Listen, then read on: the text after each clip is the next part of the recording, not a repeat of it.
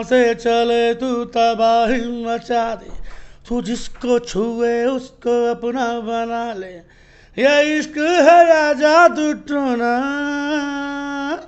है सोना। Corona corona corona corona तेरी हर अदा है कोरोना, ये गजब का जहर है ये तेरा कहर है सन्नाटा पसरा सब सोना शहर है, रब्बा इश्क किसी को भी होना है सोना। कौन थी ये? दोस्तों नमस्कार, मैं हूं धर्मेंद्र पांडे और आप देख रहे हैं गांव कथा।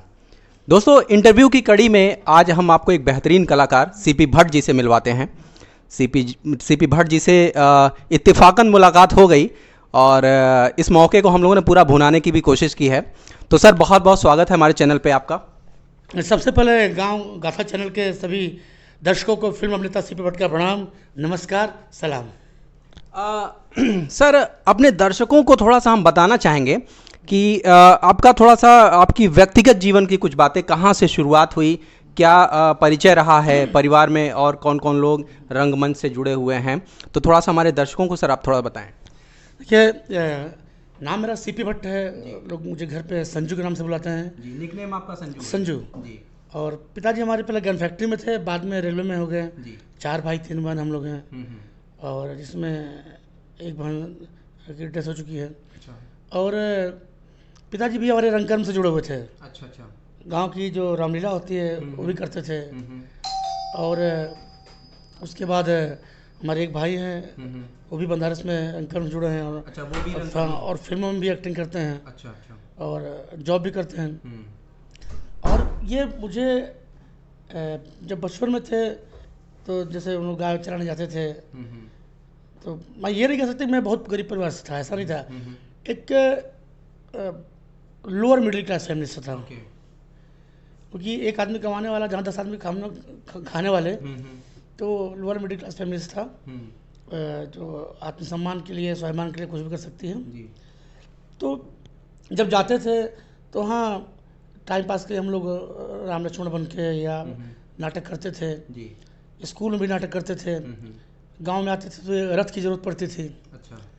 तो रथ में खटोला होता था, खटोला का के 2 बच्चा बांध देते थे, वो चलता था कभी कभी ये रथ। और हमको पता नहीं था कि नाटक किसको बोलते हैं। मैं 6 स्टैंडर्ड में था, तो मुझे लगता था कि नाटक बोलते हैं आगे नाम लिखा उसके आगे डायलॉग लिखे हों। तो पढ़ रहा था, पढ़ते पढ़ते एक चैप्टर आया यक्ष। इसमें 5 पांडव जाते हैं और यक्ष सवाल जवाब करते हैं और लोग मरते चले जाते हैं। तो आगे यक्ष, फिर युधिष्ठिर, फिर युधिष्ठिर, फिर यक्ष। तो हम कहा यही नाटक है, क्योंकि हर जगह लॉबी होती है। तो वहाँ जो कुछ टीचर थे अपने बच्चों को कराते थे नाटक, हम लोग को कभी मौका नहीं मिलता था पार्टिसिपेट करने का। तो वो लिया, मैंने खुद उसको डायरेक्ट किया। हमको पता नहीं है कि निर्देशन किसको कहते हैं, तब पता नहीं था। लेकिन जो विजुलाइज किए थे, रामायण में देखे थे, वो पता था कि ऐसा ही कुछ होता होगा। तो उसको मैंने किया वहाँ पे, तो अच्छा लगा। उसके बाद उसके पहले गांव में जब रामलीला होती थी तो राम लक्ष्मण भरत शत्रुघ्न जब छोटे मांगे जाते थे तो हमारी माँ उठा के से मंच से दे देती थी बच्चों को। तो सर अभी तो आपको देख के ऐसा लग रहा है कि मतलब आपकी पर्सनालिटी पहले भीम वाली रही होगी। हाँ, हम बचपन से ही ऐसे ही दुबले पतले हैं, कभी हम मोटे हुए नहीं जी। हमेशा अपने आप को मेंटेन रखे हैं जी। मैं बहुत मेंटेन के पीछे बहुत काम करना पड़ता है। आज भी मैं ऐसा ही हूँ, मोटा ही हूँ। 10 साल पहले भी मोटा था, 20 साल पहले भी मोटा था। मेंटेन किया हूँ तभी ना मोटा हूँ, वरना पतला हो गया होता है। तो सीपी भट्ट जी को ये जो एक्टिंग है वो विरासत में मिली, गॉड गिफ्टेड थी, या सीपी भट्ट जी ने अपने आप को इतना पॉलिश किया कि आज इस मुकाम पे पहुंच पाए? देखिए, विरासत में तो बहुत सी चीज़ें मिलती है, लेकिन ये नहीं बोल सकते हैं, आपको उसमें बहुत चीज़ें डालनी पड़ती हैं। अब ऐसा नहीं कि हमारे पिताजी अच्छे डॉक्टर तो मैं भी अच्छे डॉक्टर बन जाऊंगा। हाँ, एक एटमॉस्फेयर वो जब करते थे तो मुझे पता नहीं था कब करते थे, जब होश संभाले तो जॉब में थे, लेकिन सुनते थे। कहा गया ना कि आदमी को उसके इतिहास से वंचित कर दो तो फिर वो गलत कर बैठता है। हमको पता रहेगा कि हमारे पिताजी अच्छे एक्टर थे, अच्छा काम करते थे, सत्यवादी थे, तो मुझे प्राउड फील होगा खुद पे कि नहीं यार मुझे भी ऐसा करना चाहिए। और तो मुझे पता था कि एक्टर थे, तो एक्टर थे, मुझे ये पता नहीं था कि वो सिनेमा के एक्टर थे। मुझे एक्टर बनना था, मुझे ये पता नहीं था कि मुझे सिनेमा का एक्टर बनना है। तो मैंने एक्टर बनने के लिए फिर थिएटर ज्वाइन किया। परिवार का सहयोग रहा इसमें? नहीं, स्टार्टिंग के दौर पे बिल्कुल नहीं रहा। एक ज़बरदस्ती में करता था, एक हाफ हार्टेड, आधे दिल से था, क्योंकि हर आदमी चाहता था, जानता है कि इनसिक्योर फील्ड है, और सब लोग घर में, सभी लोग जॉब वाले थे, गवर्नमेंट जॉब वाले थे। आपने भी लॉ ग्रेजुएट किया हुआ है, तो इस फिल्मों की तरफ कहाँ से रुझान आ गया? क्या कि पहली बात क्या है, मेरी जो कद काठी है वो एक्टर जैसी थी नहीं। तो पढ़ाई करते थे, कहीं जाते भी थे, लोग एक्टर मानते नहीं थे। तो पढ़ाई, पिताजी का कहना था बेटा कुछ भी करना, एजुकेटेड होके वो करना, पढ़ाई लिखाई करना, करके करना। इससे सिंसियरिटी आती है आदमी को समझने बुझने की क्षमता बढ़ती है, में संजीदगी बनी रहती है। संजीदगी और आवश्यक भी है कि आदमी को एजुकेशन होना चाहिए, और वो किसी सब्जेक्ट पर चर्चा, किसी समसामयिक बात हो या एसेंट में जाना हो या कोई, तो हम अगर पढ़े लिखे रहेंगे तो सोच सकते हैं उस समय काल में किस तरह का होता था, किस तरह लोग बैठते थे, उनका संवाद अदायगी कैसे होती थी। तो अगर हम एजुकेटेड रहेंगे तो उस चीज़ को हम इजी वे में हम जान सकते हैं। तो फिर धीरे धीरे मैं उसको अपने आम जीवन में प्रयोग करने लगा, और थिएटर भी ज्वाइन किया। उससे भी जो थिएटर की जो बारीकियाँ हैं, देखिए, हाँ, एक्टर तो पैदा होता है, एक्टर पैदा ही होता है, लेकिन ये चीज़ हमारे माँ को बिल्कुल पसंद नहीं था कि आप इस फील्ड में जाएं। हाँ, मतलब लोग बोलते यार यार नचनिया पैदा करके कुकिंग नाश हो गए हमारे। अच्छा। और मतलब कि अजीब सा लगता था। तो घर में कोई रिश्तेदार आता था, लोग पूछते थे बच्चे क्या करते हैं, तो पिताजी, ये मेरा बड़ा लड़का फौज विभाग में है, ये दूसरा लड़का इसमें है, रेलवे में है, तीसरा हाई कोर्ट में है, और चौथा मेरा इंट्रोडक्शन कराते नहीं थे। अच्छा, आपका इंट्रोडक्शन ही नहीं होता था? तो और ये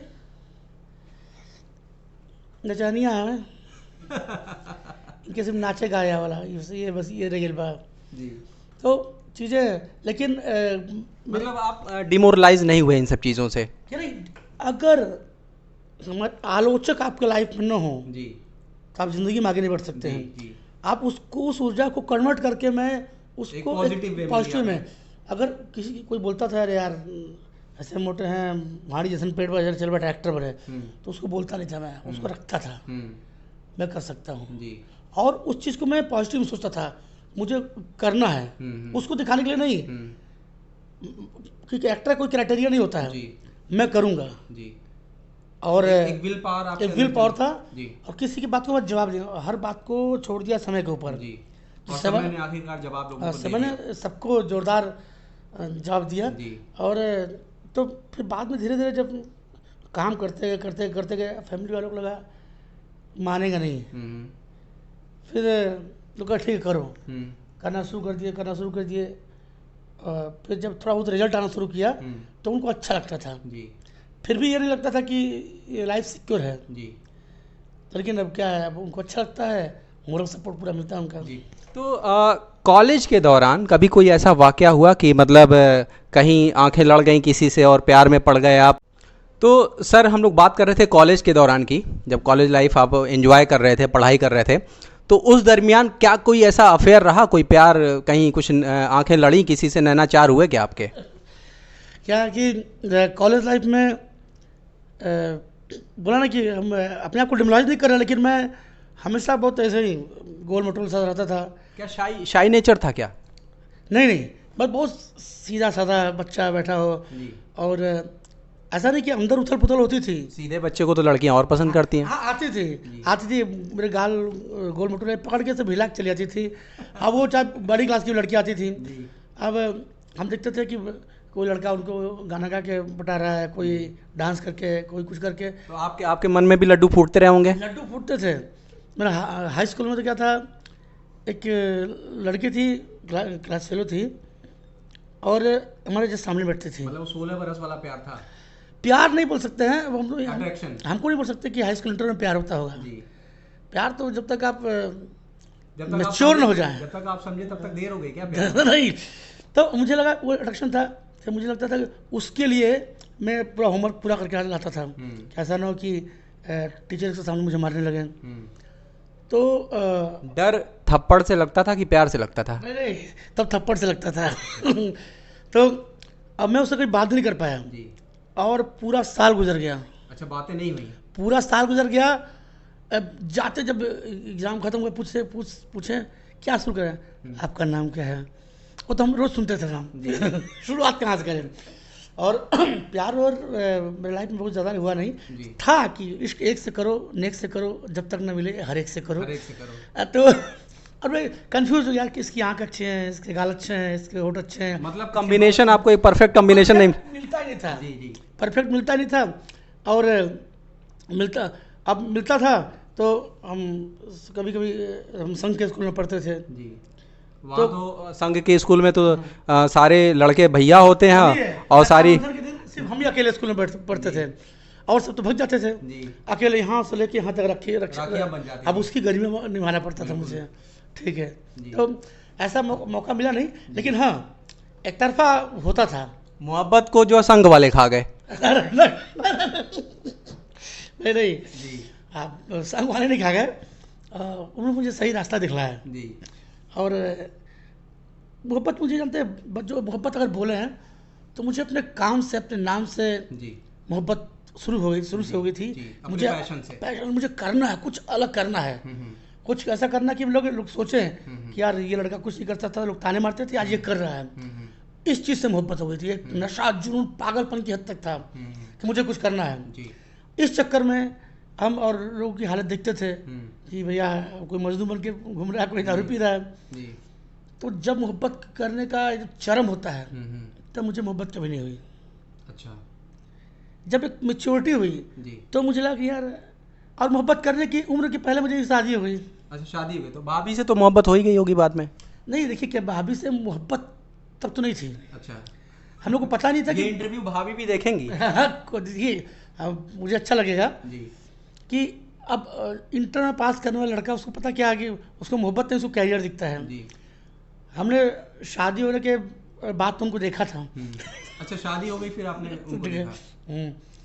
तो हमारे कल्चर में है, जहाँ माँ बाप बोल दिए शादी हो ना, कुछ भी हो, काट का उल्लू हो, चल भाई ये हमारी धर्मपत्नी है, उसी साथ जीवन यापन करना है। तो उसके बाद धीरे धीरे होता गया। और जब मैच्योरिटी आई तो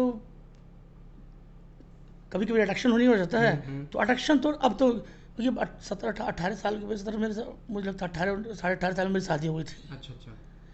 अब ये तो जब हम लीगल वे में उस लायक हुए तब शादी हो गई। जब एलिजिबिलिटी क्राइटेरिया को आप आ गए तो आपकी शादी हो चुकी, तब शादी हो गई। अब क्या हो गया, एक तो पटाना, ऊपर से छिपाना, दो लाइबिलिटी आ गई। बड़ी दुश्वारियां, बहुत मुश्किल से। ऊपर से जब 18 के दिखते थे, 18 के हम थे तो 25 के दिखते थे, 25 के हुए तो फिर 30 के दिखने हुए। उम्र हमेशा मेरा पीछा करती थी। अब किसी को पटाते पटाते समय गुजरा, लास्ट में कोई चाचा बोल के चला गया, कोई भैया बोल के चला गया। मतलब ये सब करेगा, इसके लिए मुझे बहुत दुख है, बहुत खेद है। ये सुन के कलेजा फट जाता था जी। अब नींद तो नहीं आती रही होगी आपको। और ऊपर से जो क्रीम पाउडर वाला है इतना कि 3 हफ्ते में गोरा बनाया, 2 हफ्ते में गोरा बनाया, इतना लगा। क्रीम के बाद हम पाउडर लगाते थे, कलर पक्का था। उसके बाद ये सब धोखा दिए हमको, सब धोखा दिए। मतलब कोई क्रीम काम नहीं आई, कोई क्रीम। अब पेट थोड़ा निकलना सब शुरू हो गया। अब सामने कोई लड़की दिखती थी, हमेशा पेट ऐसे बात करके, हाँ पेट कब तक सांस रोक के कब तक लड़की पटाएगा आदमी। बिल्कुल। तो फिर हाँ, जाने में एक हो गया था। अच्छा। एक मैच्योरिटी के बाद जब नहीं होना चाहिए जी। फिर उसका अच्छा परिणाम आया, फिर दुष्परिणाम आया उसका? वो मेरी ज़िंदगी की सबसे बड़ी भूल थी जी। सबसे बड़ा वो सीपियापा था जी। सीपियापा था जी। तो वो होता नहीं है कि आदमी हर आदमी कंधे पे खड़ा होकर चाहिए, तो चीज़ें हैं, लेकिन हाँ इश्क होना चाहिए आदमी को लाइफ में। तो उस इश्क को अगर वो इश्क पूरा नहीं हुआ तो उसको एक खूबसूरत मोड़ दे के आपने छोड़ दिया? नहीं, वो खूबसूरत मोड़, इश्क अगर आपको सचमुच किसी से इश्क है जी, या कोई भी रिश्ता, इश्क नहीं, किसी भी रिश्ते को अगर और छोड़ना हो तो उसको खूबसूरत मोड़ दे के ही छोड़ना चाहिए कि बाई चांस फिर कभी हम रीस्टार्ट करना चाहें तो नमस्ते। अच्छा, मतलब रीस्टार्ट करने की भी चाहत मन में बिल्कुल नहीं, कभी नहीं, जिंदगी में नहीं। जी वो मेरा मिस्टेक था, मेरी गलती थी जी कि ऐसा कुछ नहीं, बहुत बड़ा कुछ नहीं था। जी हाँ, लेकिन आदमी के अंदर जब इश्क होता है ना, जी होना चाहिए। जी, हर आपको हमेशा जवान बनाए रखता है, इंसान को खूबसूरत बनाता है। आपको सजने का मन करता है, आपको पैंट शर्ट वैसे कुछ हाँ लाओ गमछा, हाँ, तो आपको आपके अंदर स्वैग खत्म हो जाता है। इस शहर तो आपको स्वैग रहता है, बात करने का एटीट्यूड होता है। हाँ, लेकिन कब, जब आप पहले अपना एजुकेशन कंप्लीट कर लीजिए और जब डिजर्विंग हो जाए। मेरे साथ तो नहीं हो पाया क्योंकि हम उसके पहले शादी हो गई हमारी। एक तरफा प्यार था या फिर दोनों तरफ दोनों जानिब जो आग बराबर लगी थी? नहीं नहीं, वो प्यार वो नहीं था, वो बस ये बोल सकते हैं कि क्रश क्रश क्रश कह सकते हैं। बस उल्लू बनना था, बन गया। तो ये बातें तो हो गई आपकी। लेकिन हाँ जी, होना चाहिए और अच्छे लगते हैं, आज भी लोग अच्छे लगते हैं जी, तो उसको छिपा के रखते हैं क्योंकि पत्नी को पता नहीं चले। जी, और प्यार आपको किसी से है तो वो जिंदगी भर रहेगा। प्यार मरता नहीं है कभी। ऐसा नहीं कि वो आपको चाहे तभी मरे।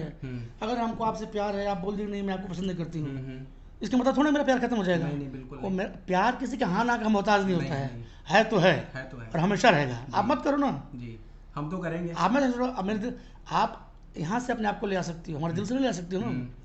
प्यार तो है और रहता है, बहुत से प्यार होते हैं एक खामोश चीख बन के रह गए हैं जी, खामोश है लेकिन बहुत उसमें एक आवाज़ है।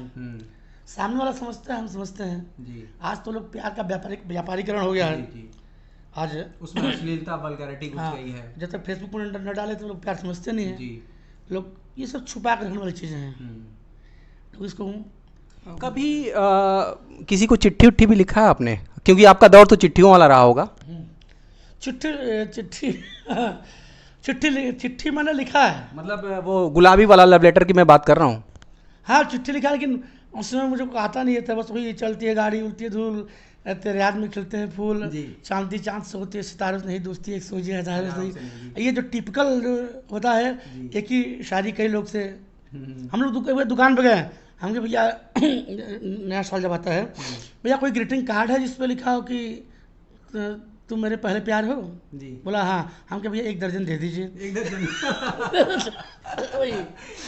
वही है जी। तो लेटर मैंने बहुत लिखा है जी। और एक क्रेज था, ये नहीं था, ये था कि यार सबके पास गर्लफ्रेंड मेरे पास नहीं है जी। तो ये था यार अब क्या किया जाए जी। तो एक बार तुमने दोस्ती बोला हूँ जी, कल मुझे मिल जाना चाहिए। लेकिन जब मैच्योरिटी बढ़ती चली गई ना, जिम्मेदारी बढ़ती चली गई, तो ये सब चीजें पीछे नहीं, मुझे लगा नहीं यार मैं तो मैच्योर आदमी, मुझे ये सब नहीं करना चाहिए। सम्मान, लड़कियों का सम्मान, क्योंकि मेरी आइकॉन मेरी सिस्टर हैं, मेरी मदर हैं। अच्छा। तो फिर मैंने कभी किसी लड़की कोई छेड़ा मुझे पसंद नहीं था। कोई लड़की गाड़ी चलाती मुझे अच्छा लगता है, कोई लड़की किसी लड़के को मारती तो भी मुझे अच्छा लगता है। महिला सशक्तिकरण के आप ब्रांड एम्बेसडर हैं। बिल्कुल। तो मुझे अच्छा लगता है क्योंकि हमारे लाइफ में जो भी हैं, जहाँ भी हैं, तो हमारी स्वर्गीय वंश श्रीमती माया भट्ट जी का बहुत बड़ा हाथ है। उन्हीं के बदौलत हम यहाँ तक पहुँचे हैं। तो मुझे अच्छा लगता था। मुझे फिर लगा कि नहीं यार, कभी मैं किसी को अपशब्द नहीं बोलूँगा। मैंने कभी बोला भी नहीं है। मेरा तरीका गलत सोचता था, मैं कभी अनमैनर्ड नहीं था। मैं इस टाइप में नहीं था मैं किसी को छेड़खानी करूँ। बस होता नहीं है, एक जैसे फिल्मोनिया कुछ लोग ग्रस्तों के एक्टर बन जाते हैं, वही लोग लबरियास ग्रस्त था। ऐसा कुछ था नहीं कि मुझे नहीं यार इसलिए जीना मरना, ऐसा कुछ भी नहीं था। एक शौक था, इसके पास है, मोहन के पास है, राकेश के पास है, चलो एक हम भी ट्राई करते हैं, एक सीपी के पास भी हो जाए, होना चाहिए। लेकिन नहीं हुआ, आज तक ऐसा कुछ हुआ नहीं। करियर में शुरुआत जब हुई तो मतलब क्या संघर्ष करना पड़ा या फिर इजी वे में आपको फिल्में मिलनी शुरू हो गई? और करियर की शुरुआत में देखिए क्या है कि हमने जब एक्टिंग की शुरुआत तो बचपन से ही कर दी थी। 97 से मैंने लगभग में गोरखपुर दूरदर्शन से काम करना शुरू कर दिया, और फिर पटना से लखनऊ से काम करना शुरू कर दिए। फिर मैं एक बार घर वाले से बिना बताए भाग कर चला गया मुंबई में जी। तो वहाँ पे रहने के लिए जगह नहीं थी जी। तो उसमें गोंडी में रहते थे, तो नीचे नाला बहता था, उसके ऊपर हम लोग पेपर बिछा के और तकिए जगह चप्पल लेके बैग किसी घर रख देते थे जी। तो 90 रुपया या 70 रुपया लग गए थे जी, और टिकट का दाम था। तो वहाँ पे फिर धीरे धीरे खाने की दिक्कत, मोबाइल का ज़माना था नहीं जी। खाने की दिक्कत, तो कभी गांव कोई सपोर्ट कर दिया, मेरे गांव का कोई और सपोर्ट कर दिया। जी। तो बेकरी की रोटी बनती थी और बड़े बड़े नमक, तो कहीं जाना होता था तो रोटी मोड़ लिए, नमक रोटी खा के चाटते हुए चले गए। अच्छा, मतलब संघर्ष के दिन ऐसे थे। और बहुत लास्ट संघर्ष में हम लोग 2007 तक संघर्ष किया मैंने जी। साथ में भी एक रूम में कभी कभी 15 लोग रहते थे। 15 लोग। और 2007 की बात बता रहा हूँ मैं। हम लोग 9-10 लोग मिल के दिवाली के दिन हम लोग 10 रुपये का दिया आता था उसमें, एक बड़ा दिया मुंबई में लोग खूबसूरत बना के बेचते हैं। 9 लोग मिल के हम लोग एक दिया नहीं जला पाए थे। अच्छा, ऐसे भी दिन थे? ऐसे भी दिन, कभी 10 दिन तक खाना नहीं जी। कभी पैदल 20 किलोमीटर 25 किलोमीटर चलना। और ये मतलब कि काम तो, क्योंकि दिक्कत ये थी कि मैं बहुत स्टाइलिश नहीं था, मुझे एक्टिंग आती थी बस यही।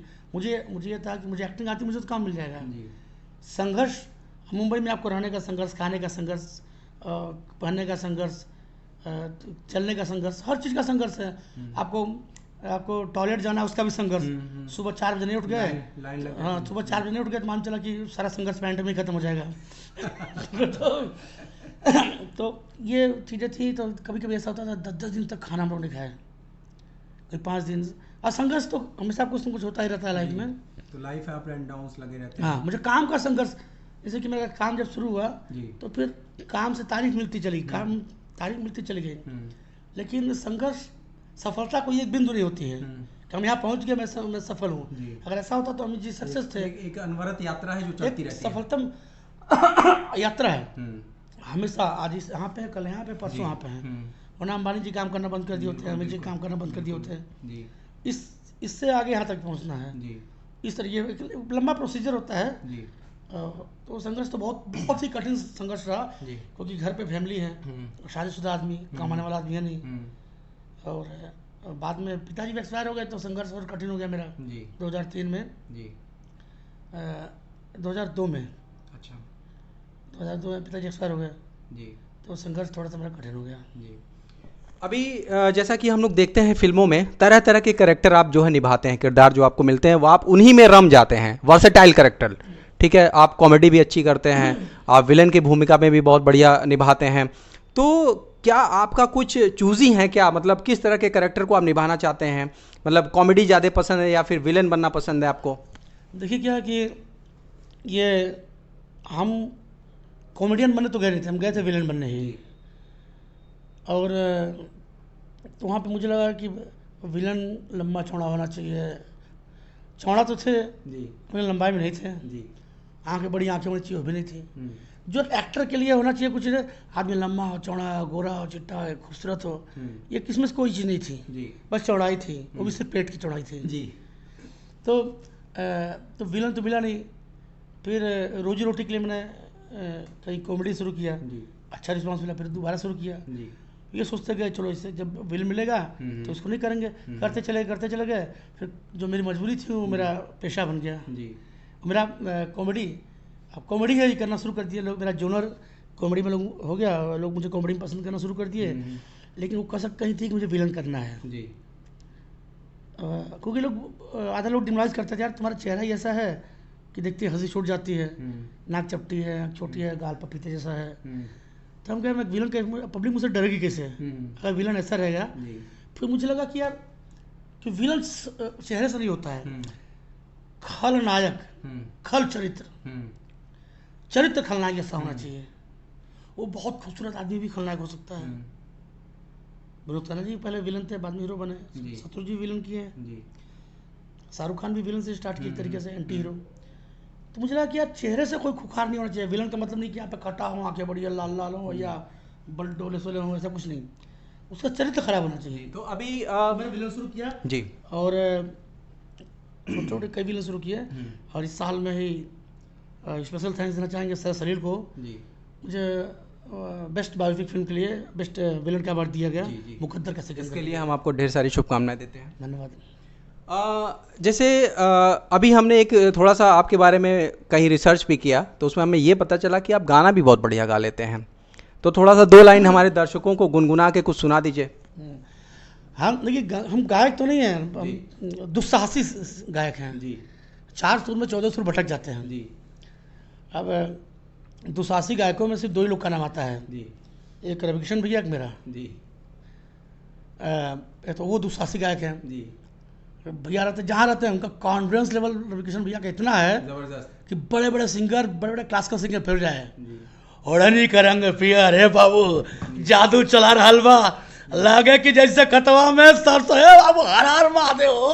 जी आदमी तो क्या गाना था कहाँ डरा रहा है भैया। जी तो दुस्साहसी सिंगरों में मेरा भी एक नाम आता है। तो कुछ हमारे दर्शकों को आप एक दुस्साहस करके दिखा हाँ, दीजिए। गर्दवी स्वर में जी एक एक बात सुनो कि तोहरा से हम लव यू करेला फार के दे दी करे जाके, तोहरा से हम लव यू करेला फार के दे दी करे जाके, हम बांध के रखिए दुपट्टा में चाहे गढ़ा में फेंक दिया ले जाके, बांध के रखी है दुपट्टा में चाहे गढ़ा में फेंक दिया ले जाके। ओके, नया नया खोज करी, ट्राई हर रोज करी, गूगल से पूछिला कि कैसे प्रपोज करी, कह देबू हाँ तुझसे शादी रचवाई ले, कह देबू ना तुझसे राखी बनवाई ले, दिल पे ईटा पाथर रख के समझा ले हम भेजा के, अब बांध के रखा दुपट्टा में चाहे गढ़ा में फेंक दिया ले जाके। ये गाना था। उसके बाद एक गाना और आया था मेरा जो ये रंगमंच में गाते थे, यार कहब त लग जाई धक से, कहब त लग जाई धक से, बड़े बड़े बाबुन के कोठा अटारी, महला दो महला बहट से, अरे बड़े बड़े बाबुन के कोठा अटारी, महला दो महला बहट से, हमन गरीबन के झोपड़ी जुलूम बा, उठीला त लग जाला ठक से, कहब त लग जाई धक से। ये गाना था जी। और एक कभी कोरोना काल चल रहा था जी तो कोरोना एक लड़की को, अच्छा एक लड़की को के प्यार को मैंने कोरोना बना दिया। अच्छा, प्यार को ही कोरोना आपने बनाया? प्यार की, हाँ, प्यार की तुलना एक लड़की की तुलना कोरोना से की गई है। अच्छा। वो भी कोई लड़की किसी कोरोना से कम होती नहीं है। जी सॉरी मैडम, माफ कीजिए, मैं आपको नहीं बोला हूँ। नहीं तो एक था, कोरोना कोरोना कोरोना कोरोना तेरी हर अदा है कोरोना, जहाँ से चले तू तबाही मचा दे, तू जिसको छुए उसको अपना बना ले, ये इश्क है या जादू टोना है सोना। कोरोना कोरोना कोरोना कोरोना तेरी हर अदा है कोरोना, ये गजब का जहर है ये तेरा कहर है सन्नाटा पसरा सब सोना शहर है, रब्बा इश्क किसी को भी होना है सोना। कौन थी ये सोना? सोना जी ये वही लाइफ जो नहीं, वाली सोना तो नहीं थी? नहीं, सोना मेरी बेटी का नाम है। तो दर्शकों को हम बताना चाहेंगे, आप थे हमारे साथ सीपी भट्ट जी, और सर आपको बहुत बहुत धन्यवाद जो हमारे चैनल पे आप आए, हमें इतना समय दिया, और आपको आने वाली सभी फिल्मों के लिए ढेर सारी शुभकामनाएं, और निरंतर ही ऐसे आप दर्शकों को इस तरह से बेहतरीन अदाकारी, बेहतरीन अभिनय देते रहें, और एक पॉजिटिव मैसेज भी जनरेट करते रहें युवा वर्ग के लिए, जो आपसे कुछ सीखता है, आपको फॉलो करता है। आपकी अच्छा लगता है कि आपका जो प्रयास है कि भोजपुरी को एक बड़े आयाम पर लाना, गाँव का था जो चैनल है, और ये चीज़ें आज के कुछ साल पहले लोग विलुप्त हो जा रही थी, लोग भोजपुरी बोलने में शर्म करते थे, आज इसके लिए एक अपने अलग मुहिम छेड़ा है, और इसके लिए गाँव का था चैनल को ढेर सारी शुभकामनाएं, और हम चाहेंगे कि ऐसे ही भोजपुरी को आगे बढ़ाते रहिए जी। और भोजपुरी बारे में 2 लाइन बोलना चाहेंगे। बिल्कुल बिल्कुल। क्या भोजपुरी क्या है? भोजपुरी भाषा नहीं है, भाव है, एक अनुभूति है, एक एहसास है। जी भाषा विदेशी हवे अंग्रेजी, सबे एकरा के नहीं समझेला और बा संस्कृत में भाव भरल, लेकिन ई बुद्धिमान लोगन के चिन्हेला। हिंदी है राष्ट्रभाषा हमारी, लेकिन रस टोपे टोपे ही चुएला। और बाहर भोजपुरी हमारी, गगरी गगरी रसवा भभकेला। बाहर भोजपुरी हमारी, गगरी गगरी रसवा भभकेला। बहुत बहुत धन्यवाद। और फिर से चाहेंगे, जिस व्यक्ति की सोच नहीं और संस्कार पुराने होते हैं, वो व्यक्ति हमेशा आगे बढ़ता है, वो देश हमेशा आगे बढ़ता है, वो समाज हमेशा आगे बढ़ता है। आपका गांव गाथा जो चैनल है, ये सोच नहीं है भोजपुरी को एक नए तरीके से प्रेजेंट करना, चाहे कलाकार हो और संस्कृति अपनी पुरानी है। इसके लिए बहुत बहुत धन्यवाद, और आपने इस योग्य समझा मुझे, इसके लिए बहुत बहुत धन्यवाद। धन्यवाद सर। दोस्तों, आप देख रहे थे गांव गाथा। ऐसे ही वीडियोस को देखने के लिए हमारे साथ जुड़े रहें हमारे चैनल पे गांव गाथा पे। मैं हूं धर्मेंद्र पांडे, और मिलते हैं नेक्स्ट वीडियो में। बहुत बहुत धन्यवाद।